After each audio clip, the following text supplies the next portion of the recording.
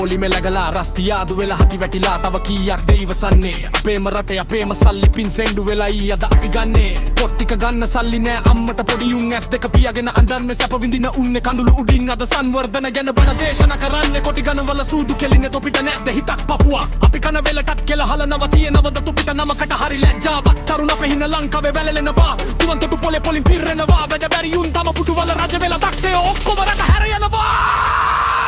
මෙහෙමයි තත්ත්වය හිතන්නවත් බැරි තත්ත්වය ඇස් දෙක පියන් ඉන්නේ එපා මේකයි අපේ ඇත්තම තත්ත්වය වෙනසක් නෙවෙයි මාරුවක් නෙවෙයි විප්ලවයක් දැන් අපිට ඕනේ සින්න කොඩිය යට එකමුතු වෙලා රට බේර ගන්නමයි අපිට ඕනේ මෙහෙමයි තත්ත්වය හිතන්නවත් බැරි තත්ත්වය ඇස් දෙක පියන් ඉන්නේ එපා මේකයි අපේ ඇත්තම තත්ත්වය වෙනසක් නෙවෙයි මාරුවක් නෙවෙයි විප්ලවයක් දැන් අපිට ඕනේ සින්න කොඩිය යට එකමුතු වෙලා රට බේර ගන්නමයි අපිට ඕනේ ඇත්ත කියද්දි වෙනවා ඇති හැබැයි මේකයි යථාර්ථය කවුරුත් නොකියන හැමෝම විඳින